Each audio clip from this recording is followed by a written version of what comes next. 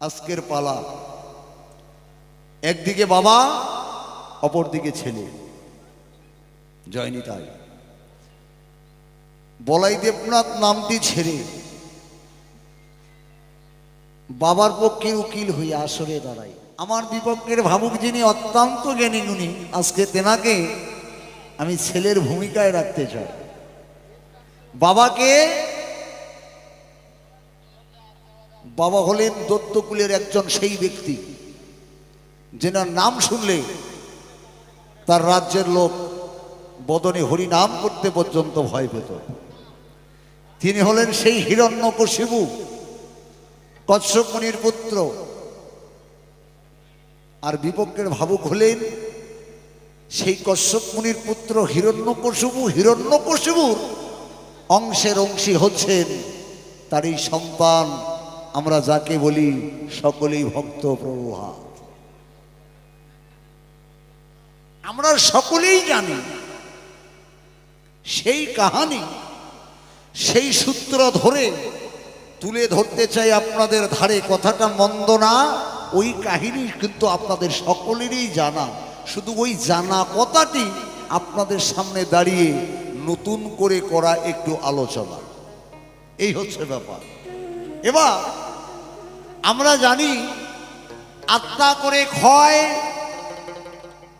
পুত্রের জন্ম হয়, তাই না বাবা? আত্মা করে ক্ষয় পুত্রের জন্ম হয়। আর সেই পিতার যখন পরম আত্মা চলে যায়, সম্পূর্ণ দায়ভার কাকে নিতে হয়? ছেলেকে নিতে হয়, তাই না বাবা? ছেলের সম্পূর্ণ দায়ভার নিল।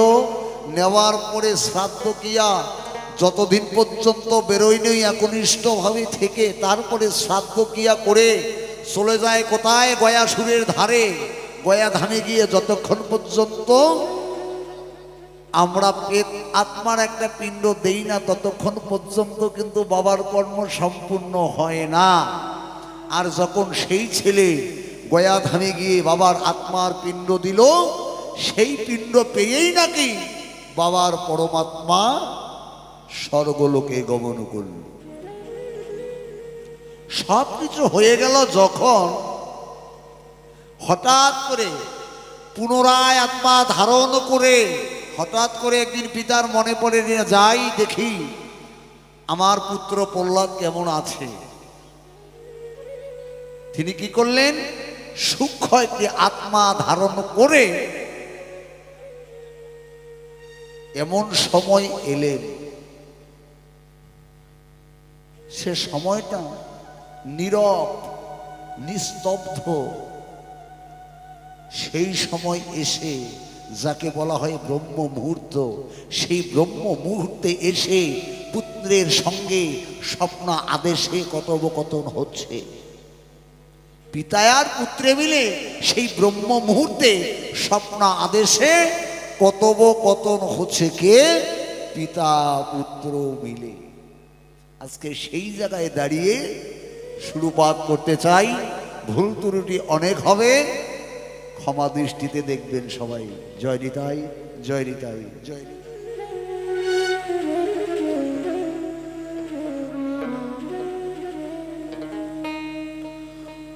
ওগো অভিনয়ে পিতা আমি,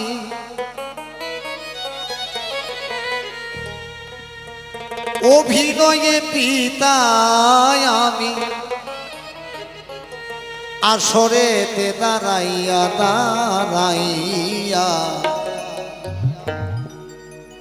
পুত্রের কাছে কিছু কথা যাব জিজ্ঞাসিয়া গো।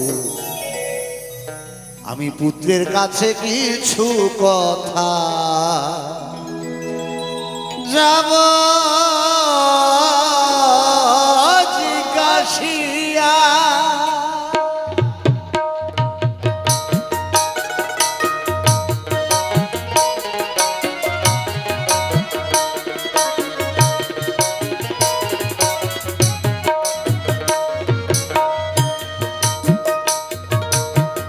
আমি পিতা হইয়া গো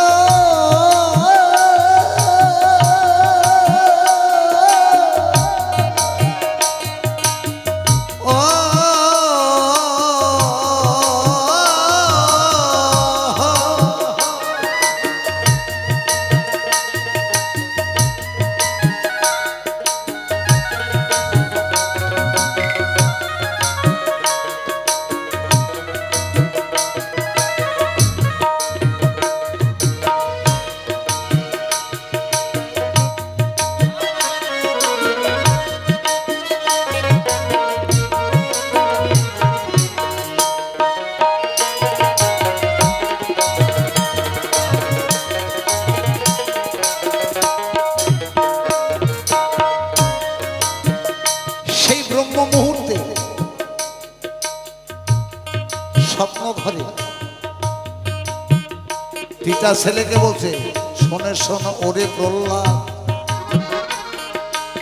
প্রহ্লাদ আমি তোমারে জানাই দুই চারটি কথা বাবা আমি তোমার কাছে জানতে চাই।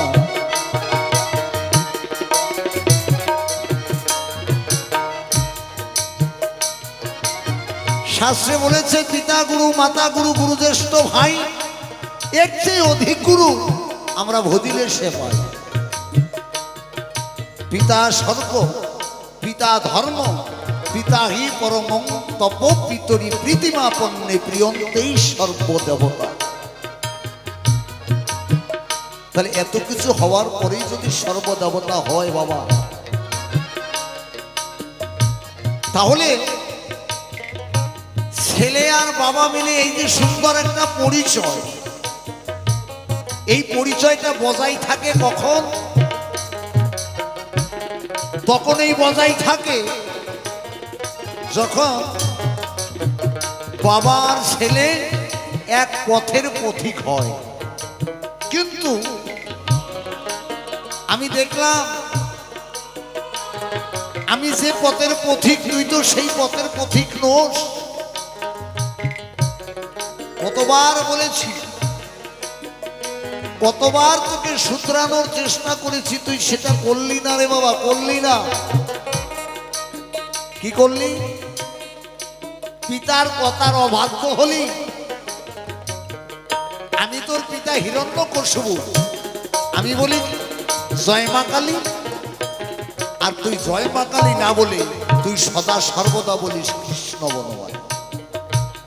এখানেই তফাৎ। পিতার আদর্শে যে সন্তান আদর্শিত, যে সন্তান বড় হয়, তাকেই সুপুত্র বলে বলা হয়। কেন? প্রমাণ আছে সেই ত্রেতা যুগে পিতৃ সত্য পালিবার তরে 14 বছরের জন্য শ্রীরাম বাবা বনবাসে যায়নি। তার কি অমঙ্গল হয়েছে? মঙ্গল হয়েছে। তাহলে বাবা, হে প্রহ্লাদ, তুই আমার কথা শুনলি না, তুই আমার কথা মানলি না, এটা কখনো হয়? কেন সেই দিন যখন তুই হরি হরি বলিস, কৃষ্ণ বনমালী বলিস, এতবার বলার পরেও তুই আমার বল তুই কখনো বলিস না? আচ্ছা বলতো, সেদিন তুই সন্তান হয়ে বাবার সম্মুখে দাঁড়িয়ে মিথ্যা কথা বলতে তোর দ্বিধা হলো না? যে সন্তান বাবার সম্মুখে দাঁড়িয়ে মিথ্যা কথা বলে, সুপুত্র কি আর বলা যায় তারে? কি বাবা বলা যায়? হরি হরি হরি তুই বলিস সর্বক্ষণ। আমি তোর কাছে চেয়েছিলাম, ওরে বাবা প্রহ্লাদ, তুই আমাকে হরি এনে দেখা, দেখবো তোর হরি বা কেমন, ও তোর হরি বা কেমন।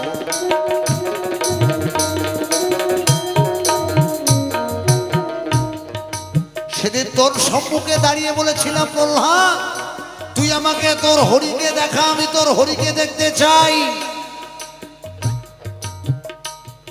আমি বলেছিলাম, কোথায় তোর হরি? তুই বলেছিলে সর্বময় হরি, সর্বঘটে আছে হরি, কোনো ঘট নাই খালি, কোনো ঘটে বিকশিত, কোনো ঘটে কলি। আমি বলেছিলাম, এই যে ফটিক স্তম্ভ, বল এই ফটিক স্তম্ভের ভিতরে কি তোর হরি আছে? সেদিন তুই বলেছিলি, হ্যাঁ বাবা আছে। আমি যখন ক্রোধান্বিত হইয়া সেই ফটিক স্তম্ভে করি পদাঘা, দেখলাম তোর হরি নয়, এটা অলৌকিক ব্যাপার।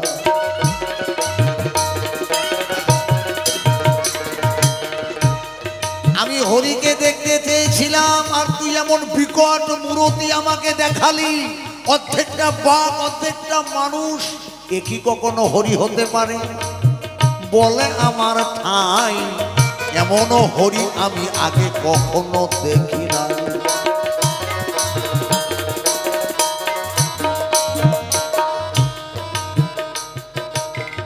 এ তোর কেমন হরি? আমি তো এই হরিকে দেখতে চাইনি, আমি দেখতে চেয়েছিলাম গদা পদ্র শঙ্খ চক্রধারী সেই তোর হরিকে, কিন্তু এ তুই কেমন হরি আমাকে দেখালি? তাহলে তুই ছেলে হয়ে বাবার সামনে দাঁড়িয়ে মিথ্যা কথা বললি, এ কখনো সুসন্তান হতে পারে না, এ কখনো সুসন্তান হতে পারে না। কেন?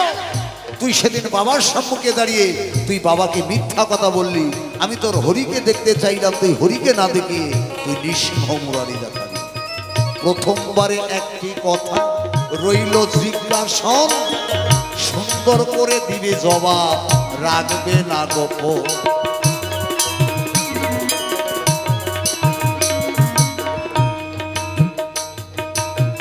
দ্বিতীয়বারে তোর কাছে আরেকটু জানতে চাই,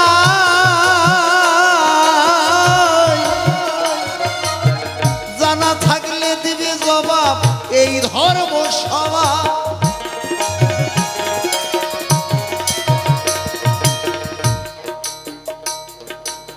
দ্বিতীয়বারে তোর কাছে আমার জিজ্ঞাসা, তোকে সবাই বলে তুই নাকি ভক্ত, যারা ভক্ত হন তাদের কি কখনো হয় এরকম আচরণ? আমি সেদিন তোকে, তুই আমার কথার অবাধ্য ছিলি বলে তোর হাতে একটা বিষের গ্লাস তুলে দিলাম, আর বিষের গ্লাসটা আমি তোর হাতে তুলে দিলাম, তুই কি করলি? নিজে খেয়ে বললি না, নিজে খাইতে চাইলি না, নিজে খেলি না, কি করলি? সেই বিষের গ্লাস নিয়ে তোর হরিকে তুই দিয়ে দিলি। হরি নাও, হরি খাও, হরি খাও। এই জগতে যারা ভক্ত হয় তারা ভগবানকে সুধা সাবা দেয়, আর কখনো দেখি নাই ভক্তরা ভগবানকে ওগো গরল সেবা দেয়।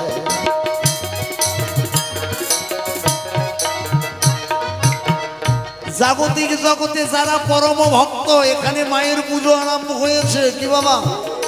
ওমা, এখানে মায়ের পুজো উপলক্ষে গান। আমরা যারা যাব মাকে তো ভালো ভালো জিনিস সেবার জন্য দেবো না, কি বাবা? খারাপ জিনিসটা কি মাকে সেবার জন্য আমরা কেউ দেব না? যদি কেউ একটু সন্দেশ নেই ভালো দেখে নেব, যদি কেউ একটু আপেল নেই সুন্দর দেখে নেব, যা কিছুই নেই না কেন আমরা ভালোটা মাকে দেওয়ার চেষ্টা করব।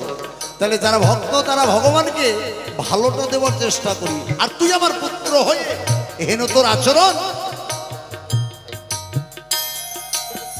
কেন? সেই দিন তোর ভগবানকে দিলে সেবা, আসরে দাঁড়াইয়ে বাবা সত্য কথা কবা, বাবা সত্য কথা কবা।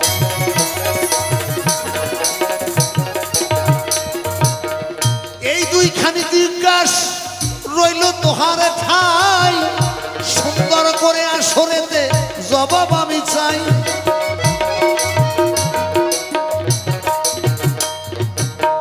এই পর্যন্ত তোমার কাছে রইল জিজ্ঞাসা, আর কেন বেশি দেরি করিব এখন? একখানি গান গাইয়া নিব বিদায়, তারপরে ভক্তকে আমি আসরে পাঠা।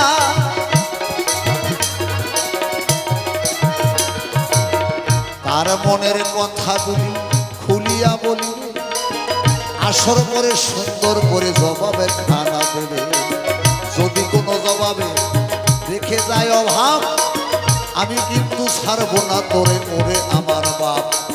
পুনর্বারে সেইভাবে বুঝাইয়া যে দিবে, ভক্তগণে যারাই আছে সুন্দর ও বুঝিবে, তারা যেন বুঝতে পারে বাউল গানে আছে তত্ত্ব, নইলে কেন বাউল গানে হব আমরা মত্ত।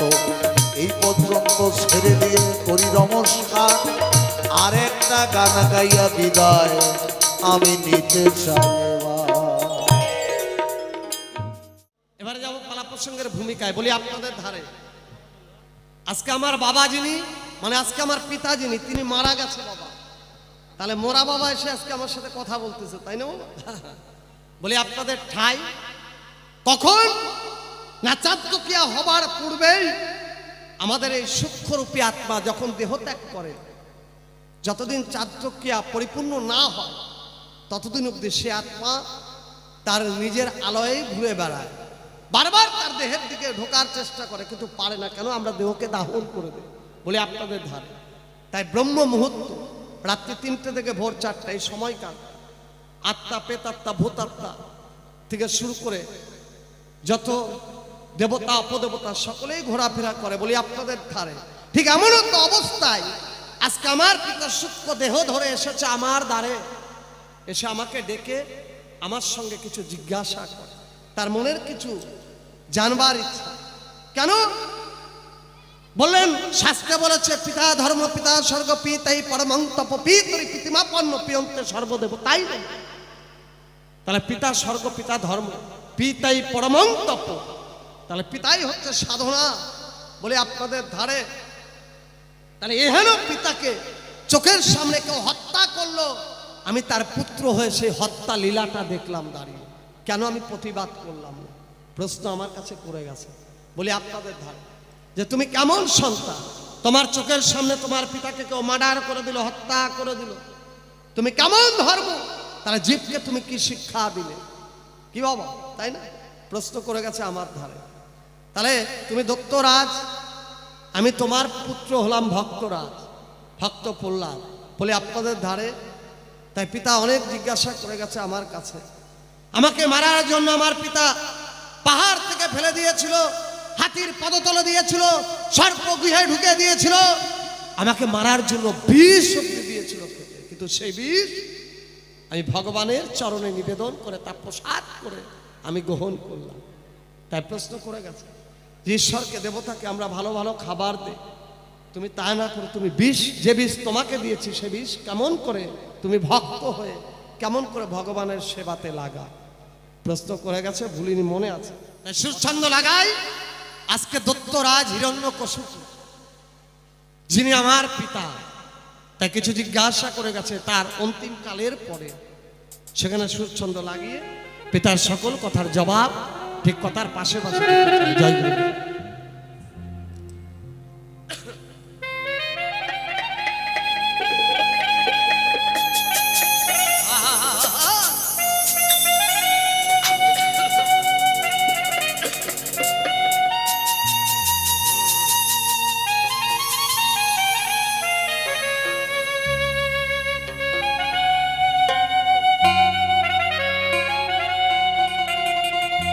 তাই বললেন অজিনি ভান্ডে দেব,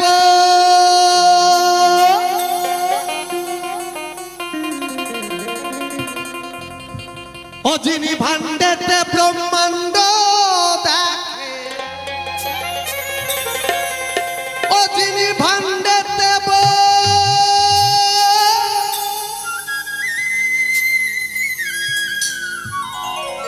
অজিনি ভান্ডেতে ব্রহ্মাণ্ড দেখে, ওরে মোরে দীপ্তাকার বসে চৈতন্য চাঁদের উদয় হয়েছে যার হৃদয় আকাশে।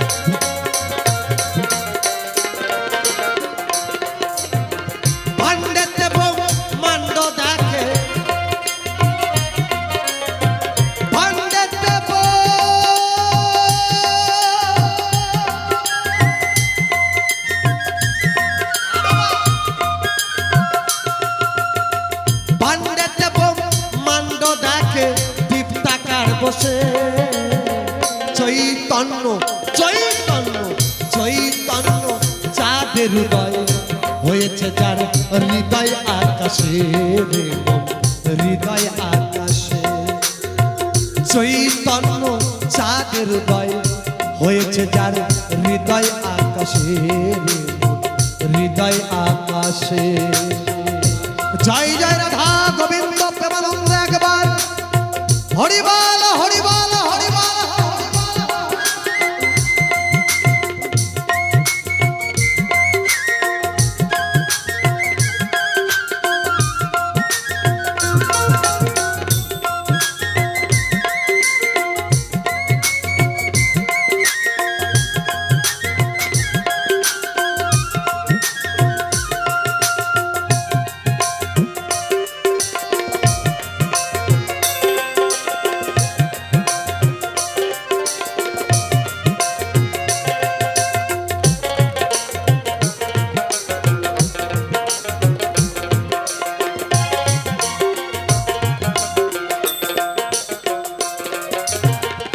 শোনো শোনো গো পিতা, আমি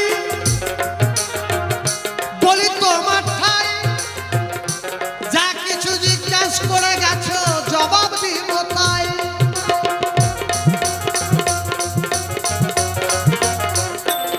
তাহলে আমার পিতা আমার কাছে দেখতে চেয়েছিল শঙ্খ পদ্ম গদা চক্রধারী নারায়ণ, সেই হরিকে দেখতে চেয়েছিল, যে হরিকে আমি সদা সর্বক্ষণ ডাকি, যে হরির নাম গুণা কীর্তন আমি করি। আমার পিতা আমার কাছে সেই হরি দেখতেছে। বললো তোমার হরি কোথায়?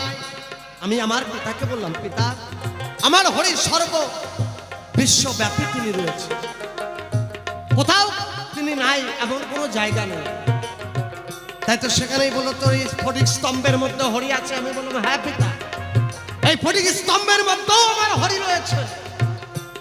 সঙ্গে সঙ্গে হিরণ্যকশিপু আমার পিতা যখনই গদার আঘাত করলে ফটিক স্তম্ভ ভেঙে বেরিয়ে আসতো আমার সেই নরসিংহ অবতারে হরি। কেন আসতো? তাহলে তুমি দেখতে চেলে যে হরি শঙ্খ পদ্ম গদা চক্রধারী, আমি তোমাকে পিতা সেই হরি দেখিয়েছি। কিন্তু এখানে একটু ভগবান ছলনার আশ্রয় করেছে। কেন? এটা তোমারই কারণ। তুমি ব্রহ্মার বলে বলিয়ান গো পিতা, কথা মিথ্যা নয়। মা কালীর বলে বলিয়ান হয়েছ, বলি দে সভায়। তাই তো সর্বমস্ত পাতাল আদি ত্রিভুবন তুমি জয় করেছ। তুমি দত্তরাজ হয়ে বিয়ে করেছ আমার মাকে। আমার মা তিনি নাগকন্যা, নাম যার কয়াদু। বলি আপনাদের ঠাই স্বর্গ রাজত্ব দখল করার পরে আমার পিতা যখন নাগপুর দখল করতে যায়, নাগরাজ ছিল অতীব চালাক। বলি আপনাদের ঠাই, তাই সঙ্গে সঙ্গে সকল সেনা নিয়ে আমার পিতা হিরণ্যকশিপুর শরণে চলে গেলেন, তাই রক্ষা পেলেন।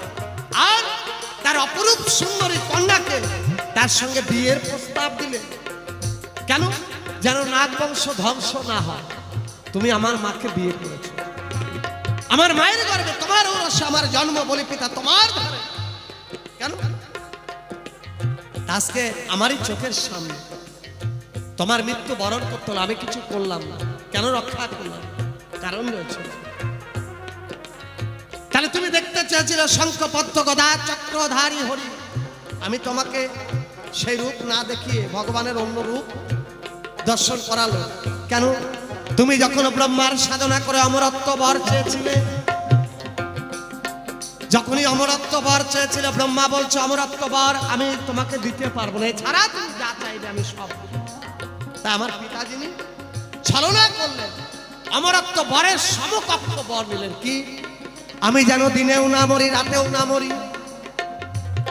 আমি যেন দিনে না মরি, রাতেও না মরি। তাহলে মরবোটা কখন বাবা? আমি যেন ঘরেও না মরি, ঘরের বাইরেও না মরি। তাহলে মরবো কোথায়? আমাকে যেন অস্ত্রেও না মারতে পারে, শস্ত্রেও না মারতে পারে। তাহলে মারবে কি? আমাকে যেন হে ব্রহ্মা তোমার সৃষ্টির কোন জীব যেন আমাকে না হত্যা করতে পারে। ব্রহ্মাদেব বলেছেন তথাস্তু। আচ্ছা বলুন, পশু পাখি মানুষ কোন দেব দেবী কেউ তাকে মারতে পারবে না। এমন বর পাওয়া মানে অমরত্বর বরই হয়ে গেল বাবা, তাই না? কিন্তু দেখবেন যত আইন তত ফাঁক রয়েছে বাবা, ইমা, তাই না? আইন থাকলে একটা ফাঁক আছে। তো ঠিক তোমার মৃত্যু ফাঁক আছে, কিন্তু আসলে তো তা নয়। তুমি তো ভক্ত বাবা, তোমাকে উদ্ধার করেছে প্রভু আমার। কেন? শাস্ত্রে বললেন পাপীর তরে আসে ভগবান, পুণ্যের তরে নয়। পাপকে ঘৃণা করো, পাপীকে নয়। পাপীকে প্রেম দিয়ে বুকে জড়াও। তাই তোমার তরে ভগবান এসেছে ধরা তলে। বলি তোমার ওই যে বৈকুণ্ঠের দ্বারের দ্বারী ছিল দুটো ভাই জয় আর বিজয়, শ্রীহরির পারিষদ বর্গ ছিলে বলি যে সভায়। বৈকুণ্ঠের দ্বারের দ্বারী ছিল জয় বিজয় দুটো ভাই। বলি আপনাদের ঠাই একদিন ব্রহ্মার চারজন মানুষ পুত্র চিরকুমার, সনত সনাতন সদানন্দ সনত কুমার, এই চতুর্থ ঋষি কুমার বৈকুণ্ঠে শ্রীহরির সঙ্গে দেখা করতে গেল। অমা যখনই দেখা করতে গেলেন জয় বিজয় দুটো ভাই দিয়েছিল বাধা। যখনই বাধা দিলেন সঙ্গে সঙ্গে ঋষিরা ক্রোধামৃত হলেন। হে জয় বিজয়, ভগবানের কাছে থাকিস, কাছের ভক্ত জন্য এত অহংকার, যা অভিশাপ দিচ্ছি দেবত্ব কুল ত্যাগ করে মাত্র ধামে দত্ত কুলে তোদেরকে জন্মগ্রহণ করতে হবে। যখনই অভিশপ্ত হলো জয় বিজয় প্রভুর চরণ তলে পড়ে গেলেন, বললেন প্রভু মনের অজান্তে করেছি ভুল, তাই তো দিতে হবে ভুলের মাসুল। হে প্রভু, এই চারজন ঋষিকুমারকে আমরা বাধা দিয়েছি, তাই তো আমাদেরকে অভিশাপ দিয়েছে। প্রভু এই পাপ থেকে মুক্তির উপায় কি? ভগবান বললেন শোনো জয় বিজয়, এই পাপ থেকে মুক্তির একটাই উপায়, যদি আমার সঙ্গে বন্ধুত্ব করে আমার সাধনা করো, কোটি কল্প যুগ ধরে করতে হবে সাধনা, তারপরে তোমরা উদ্ধার হবে। আর যদি আমার সঙ্গে শত্রুতা করো, আমি চারিযুগে তোমাদেরকে উদ্ধার করে দেব। জয় বিজয় মনে মনে ভাবলেন যে আজকে যদি বন্ধুত্ব করি এত যুগ ধরে আমরা বৈকুণ্ঠ পরিত্যাগ করে থাকতে পারবো না, তা আমরা শত্রুতা করবো, 4 যুগ তাড়াতাড়ি শেষ হয়ে যাবে, আমরা আবার বৈকুণ্ঠে ফিরে আসবো। তাই তো বৈকুণ্ঠে যাবার তরে দেখো জয় বিজয় ভগবানের সাথে শত্রুতা করে ওগো ভাই। তারাই জন্ম নিল কশ্যপ মণির ঔরসে বলি যে সভায়।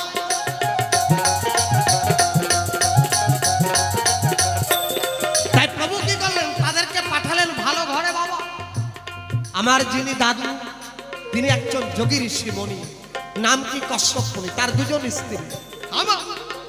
আমার দাদুর 2টো স্ত্রী, কশ্যপ মণির 2 জন স্ত্রী দিতি আর অদিতি। অদিতির গর্ভে 12 জন আদিত্য জন্মগ্রহণ করলো, যারা দেবতার আসন পেল। আর দিতির গর্ভে আমার বাবার কাকা জন্ম নিলেন, নাম কি হিরণ্যাক্ষ হিরণ্যকশিপু। তাই তো হিরণ্যাক্ষ আমার কাকাকে বাদ করে প্রভু, বড় হো অবতারে বলি ওগো তাই। হিরণ্যকশিপুকে বাদ করে নরসিংহ রূপে বলি যে সভায়। তাই গৌর হরিবাল হরিবাল হরি। তাই পিতা তুমি বর চেয়েছিলে ব্রহ্মার কাছে, তোমাকে যেন দিনেও না রাত্রে মারে, রাত্রেও যেন না মারতে পারে, অস্ত্রে শস্ত্রে যেন না মারতে পারে, ব্রহ্মার সৃষ্টির কোন জীব যেন তোমাকে না মারতে পারে। তাই তো আমার প্রভু যিনি গোলকের হরি হলেন, তিনি ব্রহ্মার সৃষ্টির বাইরে, কারণ তিনি ব্রহ্মাকে সৃষ্টি করেছেন। তাই ভগবান তিনি ব্রহ্মার সৃষ্টির মধ্যে আসেন। বলি তোমার ধারে যার কারণে স্বয়ং ভগবান আত্মিক দেহ মানুষ, আত্মিক দেহ বাঘ, সিংহ, এই যে নরসিংহ অবতার। তুমি বলেছিলে মানুষও যেন না মারতে পারে, পশুতেও যেন না মারতে পারে। তাই মানুষ সিঙ্গেল হয়নি, পশু ও পশু সিঙ্গেল হয়নি, 2 জনকেই একসঙ্গে এক করে নিয়েছে। বলি তোমার তোমাকে যখন মেরেছে তখন সন্ধ্যাকাল গোধূলি লগ্ন, গোধূলির সময় যখন রাখালরা মাঠের থেকে গরু নিয়ে আসে, গরুর পায়ে খুরের আঘাতে মাটির থেকে যখনই ধুলা ওড়ে, সেই সময়টাকে বলা হয় গোধূলি। তাই তুমি বলেছিলে রাত্রে যেন না মারতে পারে, দিনেও যেন আমাকে কেউ না মারতে পারে। তাই সন্ধ্যাকালে গোধূলি লগ্নের সময় তোমাকে হত্যা করেছে প্রভু। কোথায় মেরেছে? ঘরেও না, ঘরের বাইরেও না, চোখাটের মধ্যে বসে প্রভু তার নখ দিয়ে তোমার বক্ষকে চিরেছে। কারণ তুমি বলেছো অস্ত্রেও যেন না মরি, শস্ত্রেও যেন না মরি। তাই তো তোমার মৃত্যুর দিন হয়েছিল ধার্য, কথা মিথ্যা নয়। নরসিংহ রূপ ধরলেন প্রভু বলি যে সভায়। তাই গৌর হরিবল হরিবল।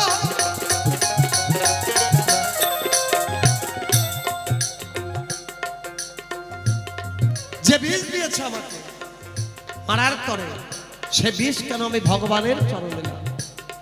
কারণ যারা গুরু ঘরে যায়, যারা দীক্ষা শিক্ষা নেয়, যারা সাধক হয়, যারা প্রকৃত ভক্ত হয়, তার ইষ্টকে সেবা না দিয়ে সে কিছু গ্রহণ করতে পারে না। যেজন গুরু ভক্ত হয়, সেজন গুরুর নামে নিবেদন না করলে সে জল গ্রহণ করে না, অন্ন গ্রহণ করে। বলি তোমাদের শোনে শোনে গো পিতা, আমি বলি তোমার ধারে আমি যে দীক্ষা নিয়েছি নারদ মুনির কাছে, বলি যে তোমারে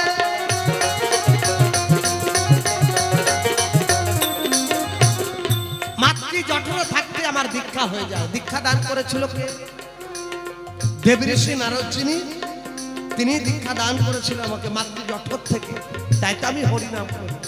বলি তোমার ধারে, তাই তো আমি ইষ্ট দেবতা যিনি আমার ঈশ্বর, আমি যা কিছু নেই আমি তাকে কখনো কিছু না দিয়ে সেবা করি না। বলি পিতা তোমার ধারে, তাই তুমি বীজ দিয়েছ আমাকে খেতে, আমি সেই বিষটা প্রভুর চরণে কেন দিয়েছি? তা অমৃত করবার। প্রভু তো আর নিজে হাতে খায় না, তার দিব্য দৃষ্টি যখনই ভোগে দেয়, ভোগ খেলে কি হয় বাবা? দুর্ভোগ কাটে। কেউ যদি ভোগ খায়, তার জীবনের দুর্ভোগ সব কেটে যায়। ওই যে যা কিছু খাও মা, আগে গোবিন্দের নামে ভোগ লাগিয়ে খাও, তাহলে তোমার জীবনের যত দুর্ভোগ সব কেটে যাবে। তাই তো আমার জীবনের দুর্ভোগ, দুঃখ যন্ত্রণা সব দূর করবার পরে আমি প্রভুর চরণে তা ভোগ লাগিয়ে দিই।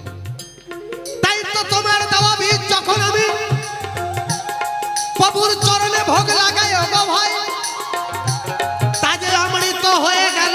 বলি যে সভাই নিতাই গৌর হরিবল হরিবল। ভোগ খেয়ে দুর্ভোগ কাটে আমার, বলি গো তাই, তাই তো মৃত্যু আমাকে ছুতে পারে নাই পিতা। বলি যে সভাই এই তো তোমার কথার জবাব, কথাই মিটে গেল। প্রেমানন্দে ভক্তবৃন্দ সবাই হরি হরি বলো, হরি বল।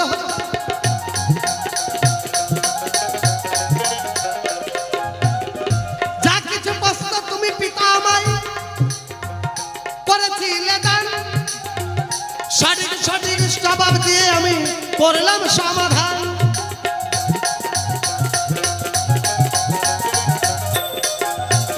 তোমার কাছে একটি জিজ্ঞাসা আমার পরিবার চাই, বাপের বেটার মতো জবাব দিবে তুমি পিতা। বলি যে সভাই আসতে, এখন আমার পিতা, আমি তার পুত্র, তাই বাবার কাছে আমার একটা জিজ্ঞাসা। ও বাবা, আমরা জানি বাঘের পেটে বাঘ হয়, কি মা তাই? ছাগলের পেটে ছাগল হয়, গরুর পেটে গরু হয়। বলবে আমার ঠাই, তোমার পিতা হচ্ছে একজন মুনি ঋষি, যোগী তপস্বী, তাহলে একজন ঋষির পুত্র হয়ে তুমি দত্ত হলে কি? তাহলে নিশ্চয় তোমার জন্মের মধ্যে কোনো ভেজাল আছে বাবা। কি আমার বাবার জন্মের ভেজাল আছে? তোমার বাবা হচ্ছে একজন সাধু মানুষ, মাও সাধেনি, আমার দাদু আর ঠাকুমা। বলি তোমার, তাহলে আমার দাদু যিনি, আমার ঠাকুর দাদা যিনি, তিনি কশ্যপ মুনি, যার ঔরসে অদিতির গর্ভে 12 জন দেবতা জন্মগ্রহণ করে। তাহলে সেই ঔরসে তোমরা দুটো ভাই দত্ত হলে না? আমার দাদু যখন দান করতে যায়, তোমার মা কি অন্য কোনো ওষুধের কাছে গেছিল নাকি? কি হ্যাঁ, আমার ঠাকুমার কথা কয় লাগে বাবা। আমার বাবার এই জন্মের মধ্যে মনে হয় ভেজাল আছে বাবা একটু। আমার দাদু তপস্বী, সাধনা করতে যায়, হয়তো এমন টাইমে কোনো দত্ত মনে হয় আমার দাদুর রূপ ধরে আসে, আমার ঠাকুমার সঙ্গে মনে হয় ইন্টু পিন্টু করে গেছে বাবা। আমি এর তার বেশি ভাঙিয়ে কব না, কেমন? তাই বাবার কাছে জিজ্ঞাসা, তুমি সাধুর পুত্র হয়ে দত্ত কেমন করে? এই একটি জিজ্ঞাসা তোমায় আমি করে গেলাম দান, সঠিক সঠিক জবাব দেবে তুমি, করবে সমাধান।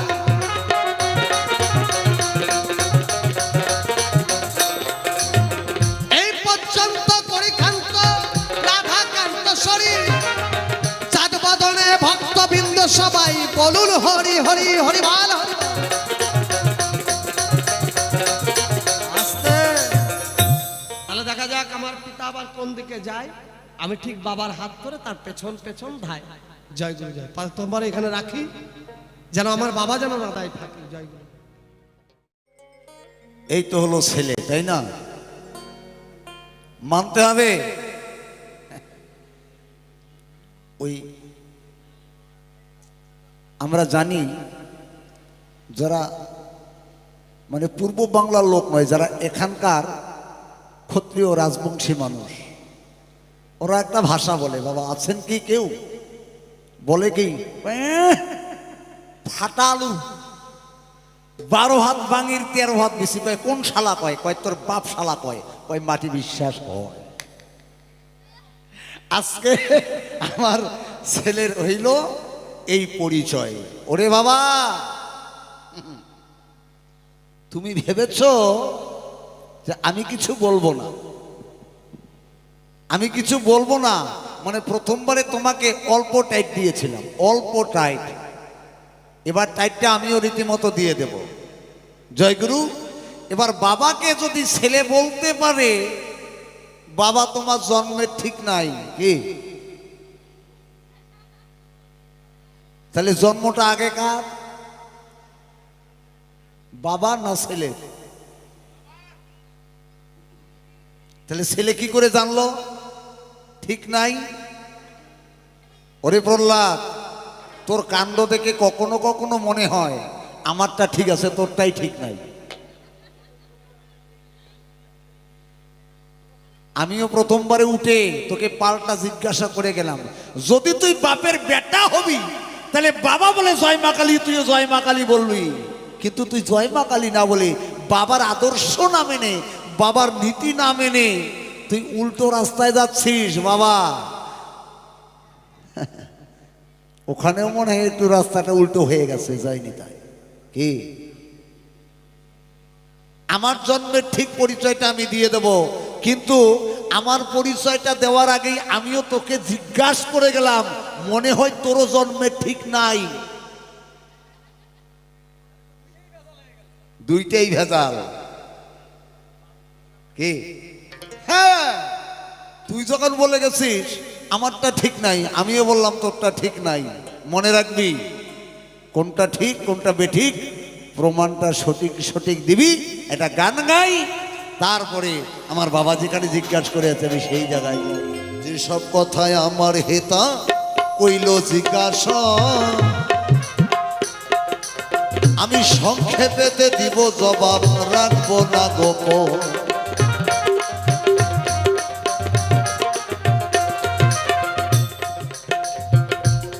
আমার জন্মে ঠিক নাই, আমার জন্মে ঠিক নাই। শোনো শোনো শোনো পুত্র গো, আমি তোমার জানাই, তুমি বলে গেছো বাবা তোমার জন্মের ঠিক নাই।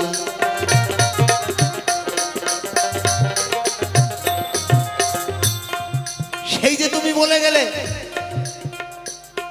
পূর্বের অভিশাপ, একদিকে পূর্বের অভিশাপ, ওই অভিশাপ থেকে পাবো না মাপ। বলেছিলেন যে যাও, যদি শত্রু রূপে যাও 4 জন্ম পরেই মুক্তি পাবে, আর যদি মিত্র রূপে যাও তোমার যে কত জন্ম চলে যাবে। আমরা অনেক প্রমাণ করে দেখেছি বাবা, আপনারাও দেখবেন। যারা দস্যু ছিল এই পৃথিবীর বুকে, যারা দস্যু ছিল তারাই কিন্তু ভগবানকে আগে পেল। বলুন ঠিক কিনা? ভুড়ি ভুড়ি প্রমাণ রয়েছে। রত্নাকর দস্যু নামে গো,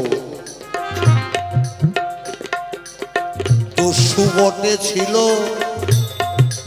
হ্যাঁ, সে তাড়াতাড়ি মুক্তি পাওয়ার জন্য ওগো ভগবানকে পেল।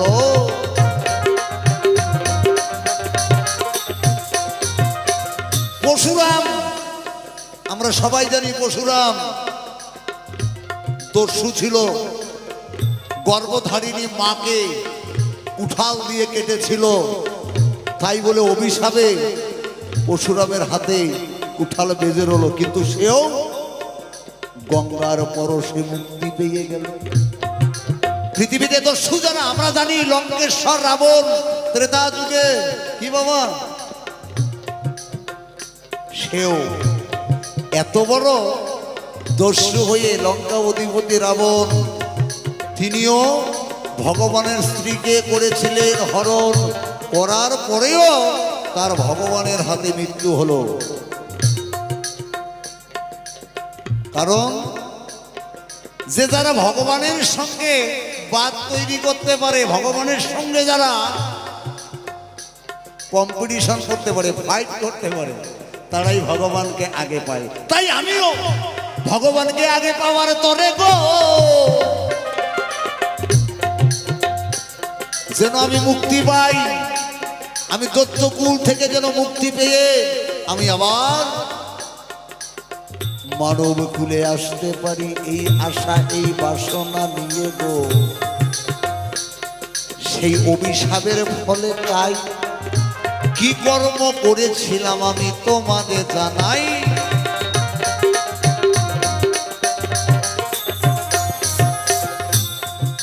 ওই যে অদিতির ঘরে 12 জন আর দিতির গর্ভে 2 জন, কে? সেই 2 জন মুক্তি পাওয়ার পরে কি কর্ম করলেন যে না, মুক্তি পেতেই হবে, মুক্তি পেতেই হবে, মুক্তি পেতেই হবে। তাই ভগবানের সঙ্গে অনেক বাদ বিবাদ তৈরি করে তারা তাড়াতাড়ি যেন মুক্তি পায়। সেদিন ভগবানই বলেছিল যে আমাকে পেতে হলে আমার সঙ্গে শত্রুতা করতে হবে। সেই জন্য শত্রুতা, একদিকে শত্রুতা, অপরদিকে চিন্তা করলেন পিতার মাতা, অপরদিকে চিন্তা করলেন পিতার মাতা, যে সন্তান আমার অভিশপ্ত হয়েছে, এই সন্তানকে মুক্তি তো অবশ্যই দিতে হবে। একদিকে পূর্বের অভিশাপ, আরেকদিকে পিতামাতা বলছে যে যা বাবা, তোর মুক্তির বিধান আমিও তাড়াতাড়ি করে দিতে চাই, যেন তুই আবার মুক্তি পেয়ে পুনরায় মানুষ হতে পারিস। তাই হঠাৎ করে একদিন কচ্ছপে মুনি গো বাণিজ্যে যাওয়ার তরে দিদির কাছে গিয়ে দাঁড়াইলেন সাজিয়ে দেওয়ার তরে।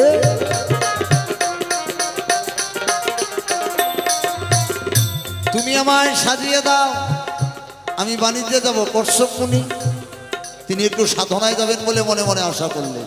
ঠিক আছে, যখন মনে মনে আশা করলেন, তার স্ত্রী দিতি মনে মনে ভাবলেন আমার স্বামী যদি সাধনার করে চলে যায় অরণ্যে, কবে যে ফিরবে তার তো আর ঠিক নাই। সঙ্গে সঙ্গে আলাভোলা রমণী স্বামীর কাছে বায়না করে বসলেন, স্বামী তুমি কবে যাবে, কবে আসবে তার তো কোনো ঠিক নাই। কিন্তু নারী জাতির তো পৃথিবীতে একটাই স্বাদ, একটাই আশা, একটাই কামনা, একটাই বাসনা, কি শুধু নারী কুলে জন্মগ্রহণ করলে হবে না। শোনো শোনো শোনো স্বামী, আমি তোমারে জানাই আমারও তো সাদা আছে, আমি মা হতে চাই। ও স্বামী, আমার মনের বাসনা কি পুরাবে না তুমি? আমি তো মা হতে চাই। এই পৃথিবীতে নারী কুলে জন্মগ্রহণ করে যদি কোনো মা মা ডাক শুনতে না পারে, তার যে কত ব্যথা থাকে অন্তরে সেটা তো তুমিও জানো না। তাই আমার কথা নেবে, যদি পারো স্বামী যাবার সময় আমায় সন্তান দিয়ে যাবে।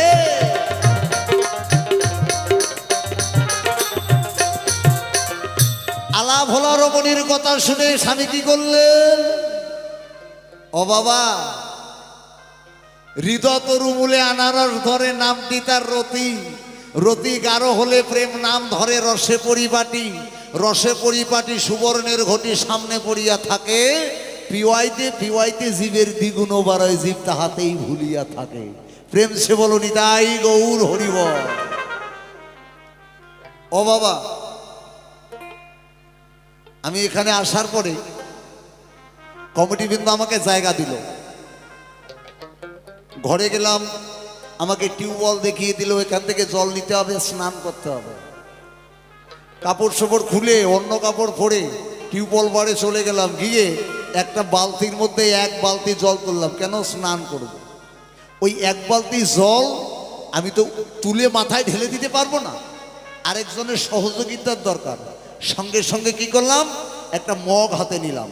একটা মগ হাতে নিয়ে বালতির থেকে এক মগ করে জল তুলি আর শরীরে ঢালি। কি?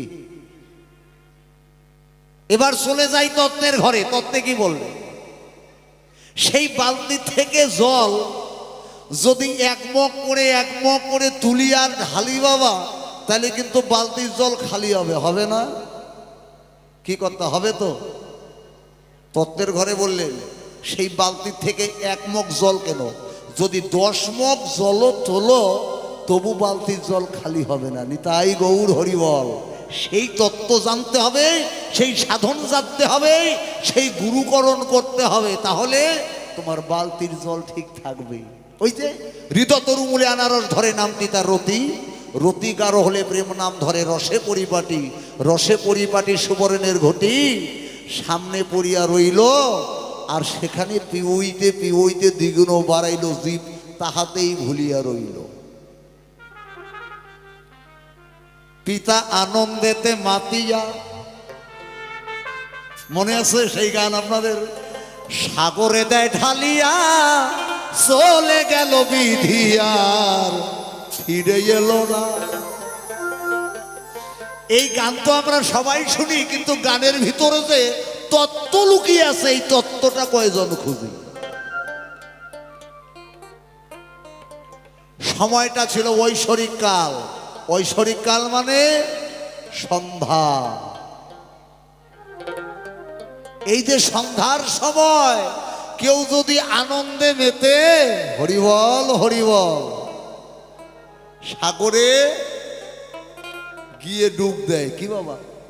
আনন্দে মেতে সন্ধ্যাবেলায় যদি গিয়ে সাগরে ডুব দেয়, আর ওই সাগরে ডুব দিয়ে যদি লটারির দান পেয়ে যায়, নিতাই গৌর হরিবল, ওই লটারির দান কি ভালো হবে? আমার বাবা আর আমার মাই মিলে এই মেলাতে গেছে। মেলাতে গিয়ে ওই যে দেখেন না মাম্পির মা নাচতেছে, আর কয় 5 টাকা টিকিট কাটুন, লটারি জিতুন। ওই কাটতে কাটতে কাটতে কাটতে ওই সন্ধ্যাবেলায় বাবা কচ্ছপ মুনি মাকে নিয়ে লটারিটা কাটলো। লটারি কাটার পরেই আমাকে সেই লটারির প্রাইজ রূপে পেল। কি তাহলে প্রাইজটা কি ভালো হবে বাবা? হাজার হাজার প্রাইজ কোম্পানিতে তৈরি করছে আর সেল করছে, তৈরি করছে আর সেল করছে। আর আপনি যদি সঠিক কোম্পানি থেকে গিয়ে একটা ওই জিনিসেই কিনে আনেন, টেকসই কি এক হবে? ভালো মন্দের বিচার হবে না? হবে না। এই যে লটারির দান কেটেছে ঐশ্বরিক কালে, লটারির দান কেটে লটারিতে পেয়েছে, তাই তো অসুরের মানে মানবের ঘর থেকে আজ দানব সৃষ্টি হয়েছে। দোহাই লাগে, এই কাজ পৃথিবীতে আপনারা কেউ করবে। ঐশ্বরিক কালে আনন্দে মেতে সাগরে ঢেলে দিলে যদি কেউ সেখান থেকে প্রাইজ পায়, জয়নি তাই, সেটা অসুরেই হবে, সেটা কোনোদিন ভালো হবে না। হবে কি বাবা? ভালো হবে? ভালো হবে না। তাই আমার পিতা কচ্ছপ মুনি গো সন্ধ্যাবেলা টিকিট কেটেছিল, টিকিট কেটে আমায় উনি প্রাইজের রূপে পেল।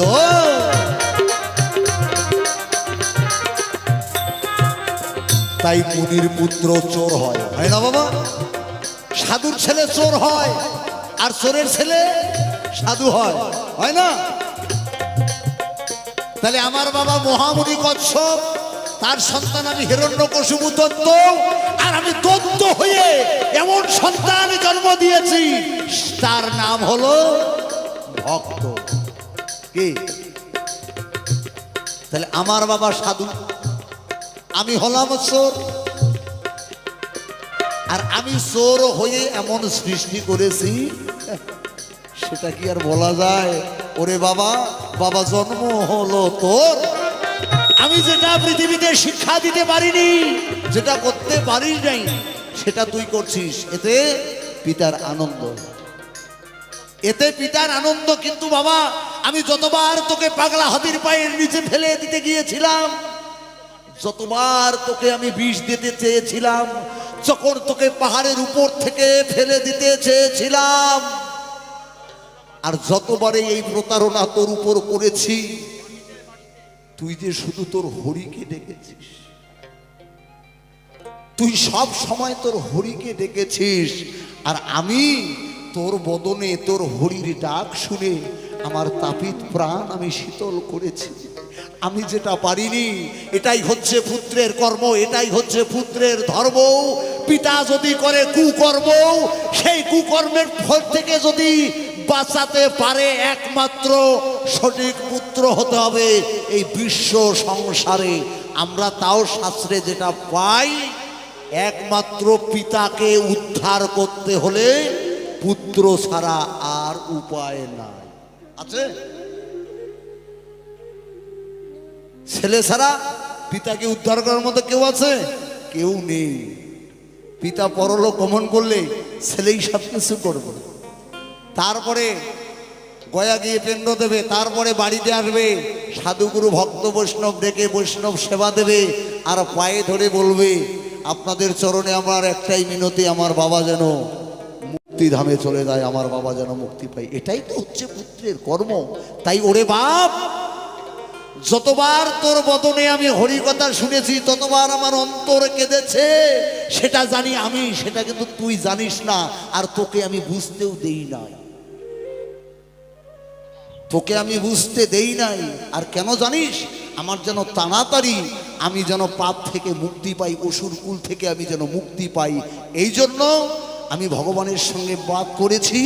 আর আমার পিতামাতা জেনে শুনে আমাকে ঐশ্বরিকের জন্ম দিয়ে অসুর কুলে আবার জন্ম দিয়েছে, এ যেন তাড়াতাড়ি মরে ঠাই পায় গিয়ে ভগবানের চরণ দরবার। এই কথাটি আমার কাছে ছিল জিজ্ঞাসা, ছোট্ট করে দিলাম জবাব, রাখি নাই গোপন।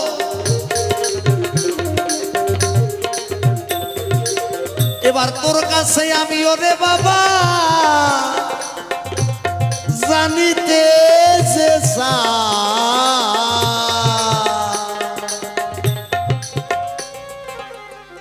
আমি তোর কাছে জানতে চাই, তুই কি আমার ঔরসে সন্তান? আমার ঔরসে তোর জন্ম, না আমি অবর্তমানে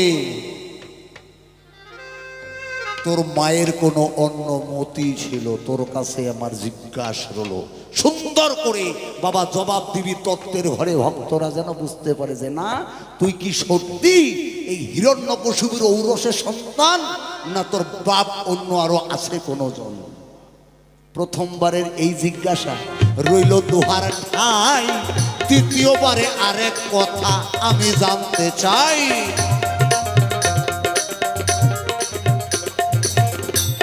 তৃতীয়বারে তোর কাছে গো আমি করি বর্ণনা, বাবা সুন্দর করে দিবি জবাব, গোপনে রাখবি না।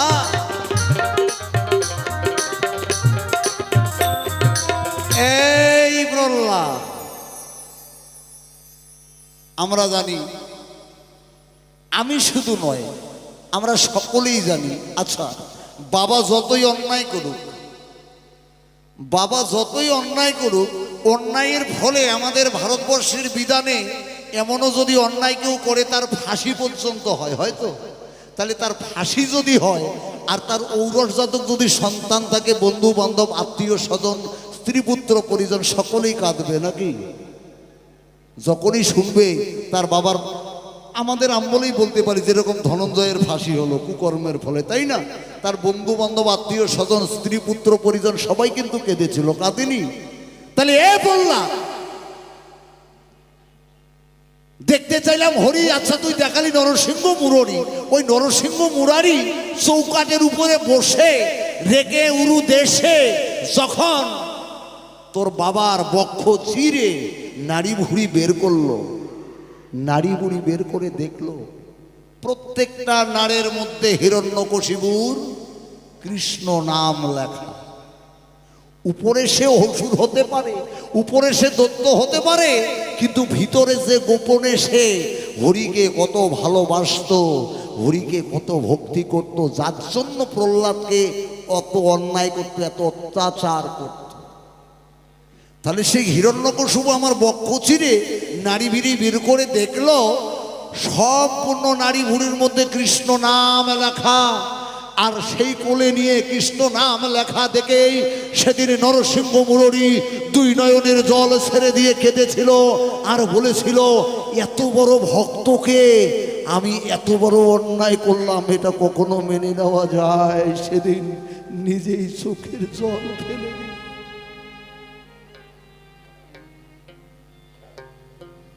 এ আমার এত বড় ভক্ত, যা তোর মতো ভক্তকে বক্ষ বিতাড়িত করে নারী ভুড়ি দেখে যেটা দেখলাম, তুই তত্ত্ব নোস, তুই একজন পরম ভক্ত, তুই উদ্ধার হওয়ার জন্য এই কর্ম করলি, যা তোকে আমি সশরীরে মুক্তি দিলাম। সেদিন নরসিংহ ঝরঝর করে কেঁদে ফেলেছিল। আর তুই আমার কেমন ছেলে, বাবা মৃত্যুর কোলে, বাবা মরবে, নরসিংহ তোর বাবাকে দেখে ঝরঝর করে নয়ন জল ছেড়ে দিল। তোর কাছে শুনতে চাই বর্ণনা, সেদিন নরসিংহ তোর বাবার ওই রূপ দেখে ঝরঝর করে নয়ন জল ছেড়ে দিল। ওরে বাবা, তোর নয়ন থেকে কেন এক ফোঁটা জল স্খলিত হলো না? কেন? আমরা এই পৃথিবীর মানুষ কেউ পারবো বাবা এত পাষাণ হয়ে থাকতে, এত নিষ্ঠুর হয়ে থাকতে? বাবা মারা যাচ্ছে, যে মারছে সে কাঁদছে, আর তুই কেমন সন্তান, বাবার মৃত্যু দেখে তুই এক ফোঁটা চোখের জল পর্যন্ত ফেললি না। এখানেই আমার ভিতরে সংশয় জাগলো। আমার বাবার কথা বলেছিস, আমার মনে হয় সঠিক যদি আমি তোর বাবা হতাম, তুই আমার জন্য এক ফোঁটা হলেও চোখের জল ফেলতি। মনে হয় আমি তোর বাবা না, ওই জন্য তুই আমার জন্য এক ফোঁটা চোখের জল পর্যন্ত ফেললি না। এখানে কি তত্ত্ব আছে? বাবা একটু খুলে বলো ভক্তের কাছে, ভক্তরা যেন বুঝতে পারে। বাউল গান কেন শুনবো? বাউল গানে যদি তত্ত্ব না থাকবে তাহলে বাউল গান শুনবো কেন? খুলে বলো বাবা। দুইটি জিজ্ঞাসা তোমার ঠাই রলো, কেন সেদিন নরসিংহ কাঁদলো, তুমি কাঁদলে না? আমার মনে হয় তাহলে তোমার জন্মে ঠিক নাই, আমি তোমার অরিজিনাল বাবা না। অরিজিনাল যদি বাবা হতাম তুমি কাঁদতে, আমার জন্য একটুকু কাঁদলে না। এই জায়গায় আমার সংশয় হলো, তাহলে তুমি আমার সন্তান না। এই জায়গাতে তোমার কাছে রইল জিজ্ঞাসা, সুন্দর করে দেবে জবাব, লাগবে না গো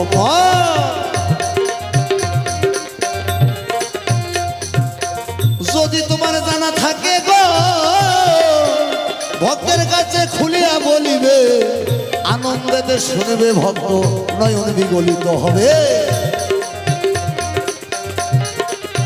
এবার এই পর্যন্ত করি ক্ষান্ত রাধা কান্তেশ্বরী, সবাই মিলে প্রেমানন্দে বলো হরি হরি, হরি বল হরি বল, হরি বল হরি বল, হরি বল হরি বল, হরি বল হরি। যা করেছে জিজ্ঞাসা করবো, তার খোলাসা সুর ছন্দ লাগাই। আজকে পুত্র হয়ে পিতার সকল দ্বিধা দ্বন্দ্ব তা পরিষ্কার করতে চায়, তাই সেখানেই দাঁড়িয়ে কি বলছে বাউল শুনুন।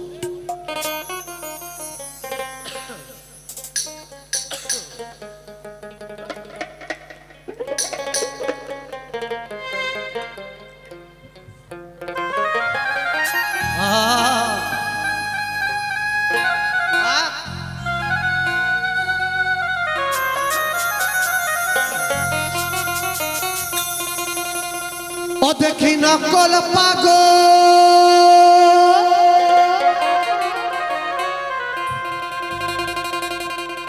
ও দেখি নকল পাগল সকল দেশে, এইভাবে আসল পাগল কজনা। আমি মনের মতো, মনের মতো পাগল পেলাম না। এই জগতে আসল পাগল বাবা পাওয়া যাচ্ছে। পাগল তিন প্রকার, ভাবের পাগল, ভবের পাগল আর বৈদিক পাগল। বলি আপনাদের ঠায় এই জগৎ সংসারে যেজন কৃষ্ণ নামে হরি নামে নাচে গায় তাকে ভাবের পাগল বলা হয়। ভবের পাগল কারা? আমার গাড়ি লাগবে, বাড়ি লাগবে, টাকা লাগবে, নারী লাগবে, এরা হচ্ছে ভবের পাগল, মায়াতে আবদ্ধ। আর বৈদিক পাগল যে বেদ বিধি শাস্ত্র অধ্যয়ন করতে, পাণ্ডিত্য লাভ করতে ভালোবাসে তাকে বৈদিক পাগল বলা হয়। যেমন ছিল নদিয়ার নিমাই, যাকে নিমাই পণ্ডিত বলা হয়। আর এক প্রকারের পাগল আছে সত্যি রাস্তায় ক্যারি ব্যাগ চালায় যাবে, ওই পাগল হলে কিন্তু হবে না। তাই বাউল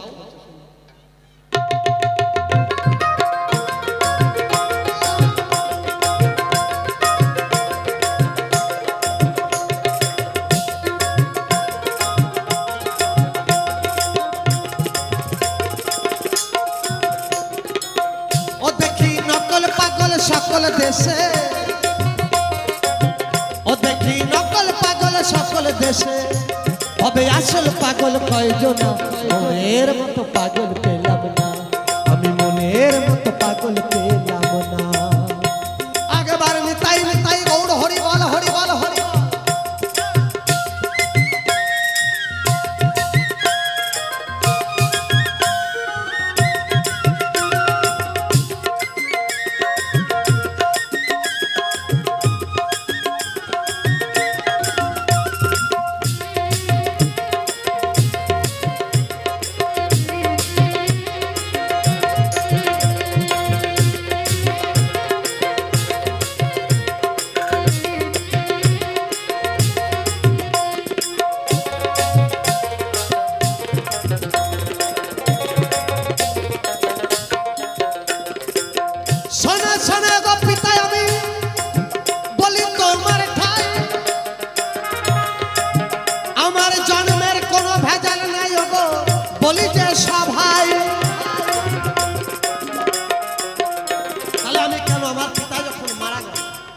পিতার মনে সংশয়, স্বয়ং নরসিংহ অবতারে হরি আমার যখন আমার পিতাকে বধ করলেন, বক্ষ ছিঁড়লেন, বক্ষ ছিঁড়ে দেখতে পেলেন তার অন্তরে বহিরঙ্গে দত্তের স্বভাব, কিন্তু অন্তরেতে ভক্তিতে নেই, অভাব। তাই স্বয়ং প্রভু তিনিও চোখের জল ফেলেছিলেন, কিন্তু আমি পুত্র হই কেন এক বিন্দু পিতার জন্য জল ফেললাম না? কারণটা শোনো বাবা, বলে তোমার আগে তোমাকে বুঝতে হবে আমি কে। আমি তো ভক্ত। এই জগতে চার প্রকার ভক্ত অগরয়। শোনে শোনে গো পিতায় আমি বলি যে তোমায়,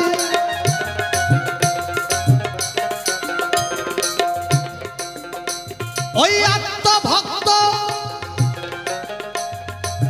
জিজ্ঞাসু ভক্ত, জ্ঞানী ভক্ত হয় অগতাই, অর্থাৎ ভক্ত আছে বলি যে তোমায়।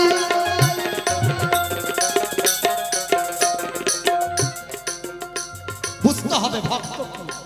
আমি যে ভক্ত বললাম কেন, আমি তোমার জন্য এক ফোঁটা চোখের জল ফেলি, কারণটা আত্মভক্ত, অর্থাৎ ভক্ত, জিজ্ঞাসু ভক্ত আর জ্ঞানী ভক্ত।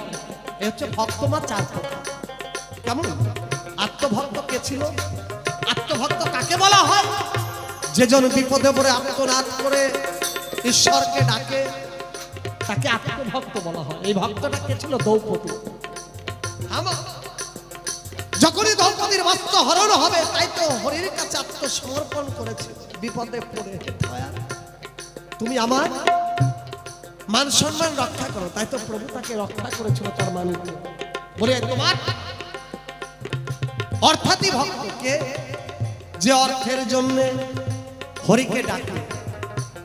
কে ডেকেছিল? এরকম ভক্ত ছিল, সে ভক্ত, কিন্তু অর্থের জন্য হরিকে শুধুমাত্র ডাকে। এই ভক্ত হচ্ছে ধ্রুব, রাজা ধ্রুব ছিল সেই ভক্ত। জিজ্ঞাসু ভক্ত পিতায় আমি তোমার জানাই, আর ব্রহ্মজ্ঞান লাভ করার তরে করে জিজ্ঞাসা বলি যে সভাই এই ভক্ত হচ্ছে অর্জুন। এই যে গীতায় 18টা অধ্যায় কুরুক্ষেত্রের যুদ্ধের সময় 18 দিন অর্জুনকে উপদেশ দিয়েছিলেন। অর্জুন প্রশ্ন করেছে, কৃষ্ণ তার জবাব দিয়েছে। কিন্তু এই 18টা অধ্যায় হচ্ছে 18খানা যোগ বলি আপনাদের।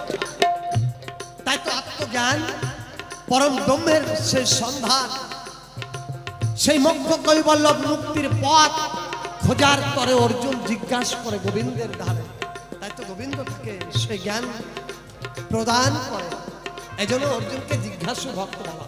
কিন্তু সকল প্রকার ভক্তের মধ্যে শ্রেষ্ঠ ভক্ত হচ্ছে জ্ঞানী ভক্ত।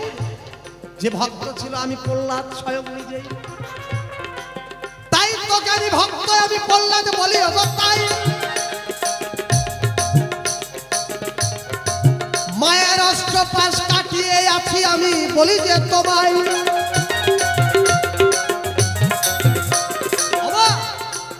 এই জগতে যদি কেউ মায়ার পাশকে কাটতে পারে, তার মতো জগৎ সংসারে দ্বিতীয় কোনো ভক্ত হতে পারে না। বলি তোমাদের একবার মায়াকে কাটে, কিন্তু আমরা তো মায়া কাটতে পারি না।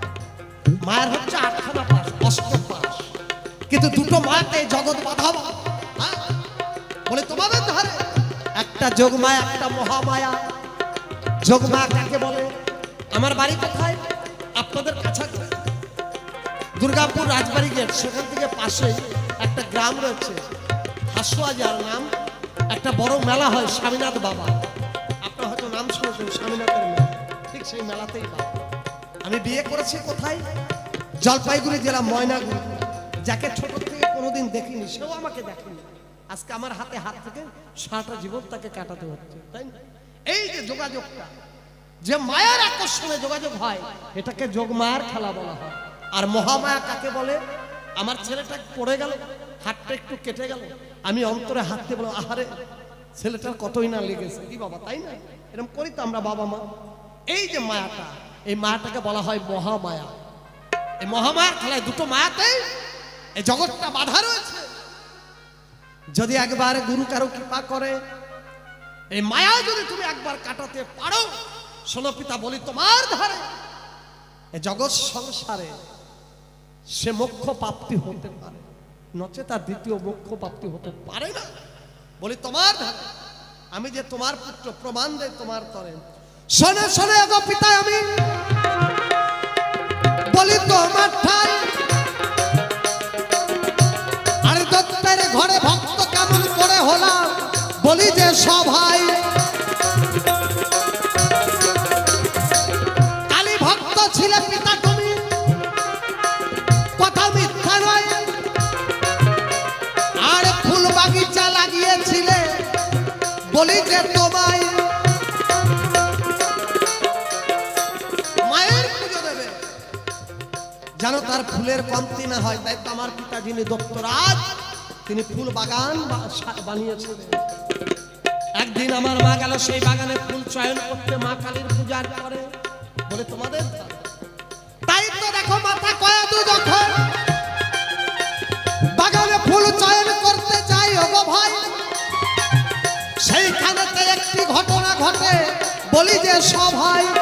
তাই গৌর হরি বাল হরি বাল হরি বাল। যখন আমার মা কয়াদু ফুল চয়ন করতে গেলেন, দেখতে পেলেন সেই ফুল বাগানে একটা পাখি হরি গুণগান গাইছে, হরি নাম করছে, হরি কীর্তন করছে। সেই পাখি কুলে এসেছে, তথাপিও সে হরি নাম গুণা কীর্তন করছে। তা আমার মা দেখতে, মা পাখিকে ডেকে বলে, ওরে পাখি, তোর কি প্রাণে মায়া দয়া নাই? তুই জানিস না আমার স্বামী দত্তরাজ হিরণ্যকশিপু হরি বিদ্বেষী, হরিনাম শ্রবণ করতে পারে না, হরি কথা শুনতে পারে না। তার রাজ্যে যে হরিনাম করবে তাকে সঙ্গে সঙ্গে হত্যা করবে। ওরে পাখি, তোর কি মায়া নাই প্রাণে? এই কথা শোনার পর পাখি সঙ্গে সঙ্গে সেখান থেকে পালিয়ে গেলেন। পাখিটা অন্য কেউ না, স্বয়ং দেবী ঋষি নারদ, যিনি পাখি রূপে এসেছিলেন। তিনি দেবী ঋষি নারদ, যিনি পাখি রূপে এসেছিলেন, তিনি তাই তো তিনি আমার আসার পূর্বেই পূর্বাভাস তিনি দিলেন। আমি যেন ভক্ত হয়ে দত্তকুলে আছি। আমি বিষ্ণুরই অংশ কলা, বিষ্ণুর অংশেই আমার আশা। তাই তো বলি পিতা তোমার ধারে। তাই তো দেখো রাত্রে বেলায় যখন আমার মা কয়েক তোমার কাছে যায়, ভাবের ঘরে পেলওয়া লিঙ্গন করে বলি যে সব হয়, তাই গৌর হরিবাল হরিবাল হরিবাল। তাই তো কামাবেশে যখনই আমার মা তোমাকে প্রেমালিঙ্গন করে, বলি পিতা তোমার ধারে। যখনই কামাবেশে প্রেমালিঙ্গন করছে, করতে গিয়েই সেই দিনের বেলার পাখির ঘটনা, ফুল বাগানের ঘটনা তোমাকে যখন খুলে বলে, তুমিও তখন বারবার হরি নাম নিয়েছিলে বদলে। তাই তো হরি নাম নিলে অগমা, বলি তোমার কাছে অগতাই তোমরা দুজন মিলে হরি কথা বললে, বলি যে সব হয়। দেখবেন জন্মের পূর্বেই যদি সৃষ্টি করার সময় যে যা কিছু ভাববে তার সন্তান সেরকমই হবে। আমাদের জীবনে চাওয়াই তো বাবা ভুল, আমরা ভুল চাই জন্য ভুলের মাসুল দিতে হয়। আমরা ঠাকুরকে বলি, হে দয়াল আমার ছেলেটা যেন ডাক্তার হয়, মাস্টার হয়, উকিল হয়, আমার সন্তানটা যেন বড় নেতা হয়, মোটা মোটা টাকা কামাই করবে, আমি বসে বসে খাবো। কি বাবা তাই না? এই যে আমাদের চাওয়াগুলো ভুল হয়। কেউ কি কখনো বলি, ঠাকুর আমার ছেলেটা যেন সাধু হয়, 7 গ্রাম ভিক্ষা করে হলেও তোমাকে সেবা দেবে? কিন্তু আমরা চাই ডাক্তার মাস্টার উকিল। ছেলে ডাক্তার হয়েছে, মাস্টার হয়েছে, ঠাকুরের কি পায়? যা চেয়েছেন তাই দিয়েছে।